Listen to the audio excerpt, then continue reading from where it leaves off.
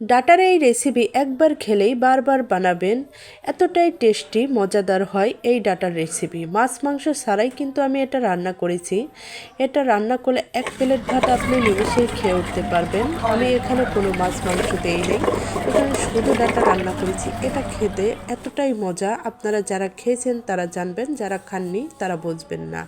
এভাবে এই ডাটাটা একবার রান্না করে দেখবেন আমার রেসিপিটি ফলো করে।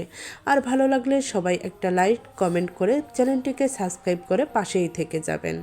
আসসালামু আলাইকুম, সবাই কেমন আছেন? আশা করি সবাই ভালো আছেন। আপনাদের দয়ায় আমিও ভালো আছি।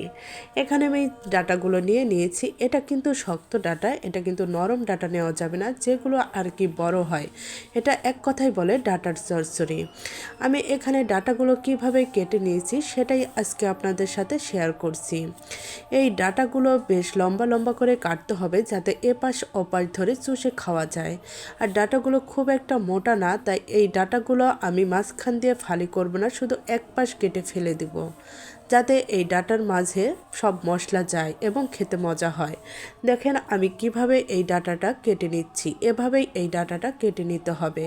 আর এই ডাটাটা যদি মাঝখান দিয়ে কাটা হয় তাহলে কিন্তু ডাটাটা একদম গলে যাবে, খেতে ভালো লাগবে না। মোটা ডাটা হলে আমি মাঝখান দিয়ে কেটে নিই। সব ডাটাগুলোই চিকন, শুধু মোটা ডাটা দুটা ছিল, সেটা আমি মাঝখান দিয়ে কেটে নিয়েছি। সেটা দেখাচ্ছি বন্ধুরা আপনাদের।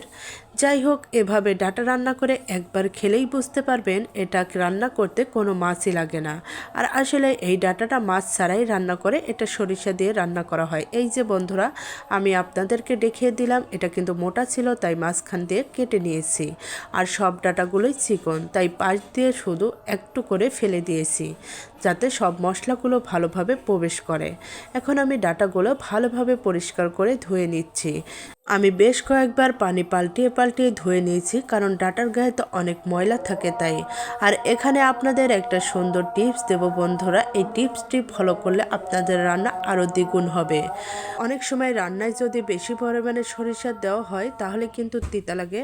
আমি যে টিপসটি দেব এটা যদি আপনারা ফলো করেন তাহলে যতই সরিষা দেন কখনো তিতা লাগবে না। সরিষা যখনই আপনারা বাটবেন সরিষা অনুযায়ী কয়েকটা বেশ কাঁচামরিচ দিয়ে দেবেন। যদি সরিষা বেশি হয় তাহলে 5-7টা দিবেন, আর সরিষা কম হলে 3-4টা দিবেন। এভাবে বেটে নেবেন, তাহলে সরিষার তিতাটা চলে যায়। আপনারা যত সরিষা দিয়েই রান্না করেন কখনোই তরকারি তিতা লাগবে না। আমি এই যে সরিষাগুলো বেটে নিয়েছি, এখন আমি রান্নায় চলে যাচ্ছি। আমি ডাটাগুলো বেশ ভালোভাবে দেখেন ধুয়ে নিয়েছি, এটা কিন্তু চকচক করছে। এখন এর মধ্যে আমি সব ধরনের মশলা দিয়ে দেব। এটা মশলা দিয়ে জল দিয়ে সেদ্ধ করে তারপরে রান্না করে নেব। এটা খেতে সত্যি অনেক মজা। মাছ মাংস কিছুই লাগবে না, এক প্লেট ভাত নিমিষেই শেষ হয়ে যাবে। এটা সত্যি আমার খেতে এত ভালো লাগে, আমি মাঝে মাঝেই যখন ডাটা এঁটে তখন রান্না করি। আমার সাজদের চেয়েও এটা বেশি মজা লাগে। এই যে এর কথা বলতে বলতে এর মধ্যে কিন্তু আমি সব মশলা দিয়ে দিয়েছি। এখানে সব পরিমাণ মতো দিয়েছি, কারণ এখানে আমার ডাটাগুলো খুব অল্প, তাই অল্প পরিমাণেই মশলা দিয়েছি। সব মশলাই 1 চামচ করে দিয়েছি, শুধু হলুদের গুঁড়া দিয়েছি 1 চামচ। আমি সব রান্নাতেই সবসময় হলুদের গুঁড়াটা একটু কম দেই, কারণ হলুদের গুঁড়া বেশি দিলে রান্নাটা খেতে মজা হয় না, আর একটা গন্ধ লাগে। এখানে আমি দিয়েছিলাম 1 চামচ মরিচের গুঁড়া, 1 চামচ ধনে গুঁড়া, 1 চামচ আদা বাটা, 1 চামচ জিরা বাটা, আর 1 চামচ হলুদের গুঁড়া, আর পরিমাণ মতো লবণ আর সরিষা। এটা দিয়ে আমি পরিমাণ মতো জল দিয়ে রান্নায় চলে এসেছি। আপনাদের সাথে কথা বলতে বলতে আমার রান্নায় কিন্তু বলক চলে এসেছে। আমি দেখছি আমার ডাটাটা সিদ্ধ হয়েছে কিনা। দেখছি এখনও ভালোভাবে সিদ্ধ হয়নি, আর একটু জাল করে সিদ্ধ করে নেব। এই যে আমার ডাটাটা সিদ্ধও হয়ে গেছে, আর ঝোলটাও শুকিয়ে নিয়েছি। এটা কিন্তু আরও শুকাবো। এখন আমি এর মধ্যে বাগার দিয়ে দেব। বাগারটা কিন্তু দিতেই হবে, আর এই বাগারটা দিলেই খেতে বেশি মজা হবে। বাগারের মাধ্যমেই স্বাদটা দ্বিগুণ বেড়ে যাবে। এখানে আমি পরিমাণ মতো তেল দিয়েছি, তেলের মধ্যে আমি 2টা শুকনো মরিচ দিয়ে দিলাম। আর দেখতেই পাচ্ছেন এখানে আমি কতগুলো পেঁয়াজ আর রসুন দিয়েছি। বেশি করেই বাগারে পেঁয়াজ রসুন দিলে খেতে বেশি মজা হয়। এখানে পেঁয়াজ রসুনটা আমি বাদামি কালার করে ভেজে নেব। তারপর এর মধ্যে দিয়ে দেব আমি সামান্য জিরা, দিয়ে এই ফোড়নটা ডাটার মধ্যে দিলেই এটা রান্না হয়ে যাবে। আমি এই যে ভেজে নিচ্ছি আর আপনাদের সাথে কিছু কথা বলছি।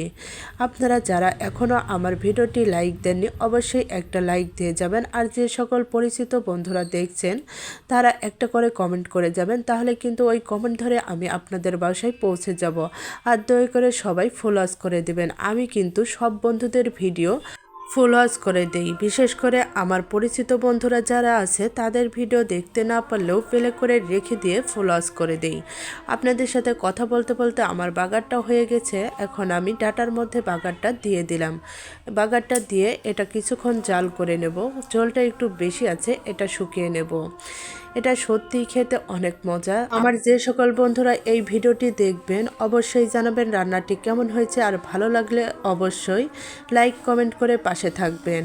আমি কিন্তু কখনোই আপনাদের থেকে লাইক কমেন্ট বা ফলোয়ার্সের কথা বলি না, আজকে বললাম কারণ অনেকেই দেখি লাইক ছাড়াই শুধু কমেন্ট করে চলে যায়, কারণ অনেক আপুদের হয়তো মনে থাকে না। এরকম অনেক সময় আমারও হয় যে ভিডিও দেখে চলে আসি, কমেন্ট করার কথাই মনে থাকে না।